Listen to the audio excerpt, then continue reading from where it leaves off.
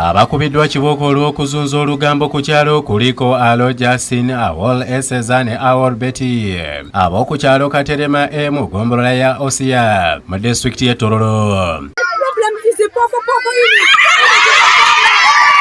These women, the three women who are going to be, who are in front of us here, they have to be punished. If I don't punish them, they are going to continue with the POKOPOKO. And this is the lesson to every woman in Katerema.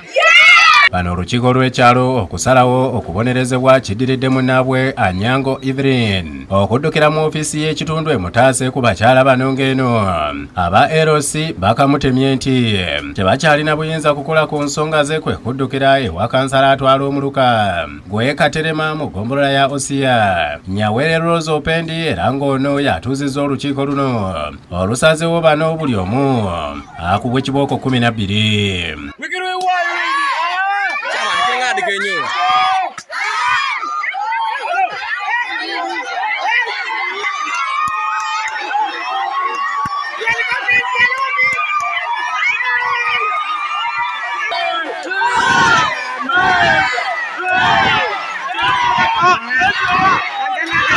Wabula ate wazzeewo enkalu omu ku booluganda lw'omu ku bakyala bano Othoere Ambulansi bw'asabye bamukkirize asasulireko omwensimbi bamusonyiwe okumukuba embooko nga kino kitabudde ababaddewo. Bonna babakubwe olugambo obutwa lutabula abanga bonna bayogedde ku bantu bwe bakubako omu bali bagenda kuyiga batya bagamba nti oli atodde ssente oyitatodde lwaki temutugambe tusondera oli mugumu kitundu gugula amaka g'omuntu n'agatabudde. Omu ku bawala b'omusajja bano gwe babadde balumiriza okupepeya ne Anyango buli bbaluwa atabaawo akukulumidde abakyala bano olw'okwagala okuswaza kitaabwe so nga ye omusajja akuliridde.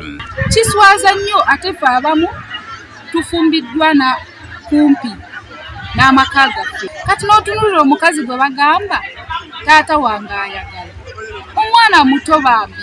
Kati bano abakazi balina ebigambo byabwe n'eŋŋambo bazunza wali ate bennyini baagala abasajja banne. Ssentebe wa Pobera LC1 David Nyamwaya Okongo embeera eno aginnyonnyola bw'ati.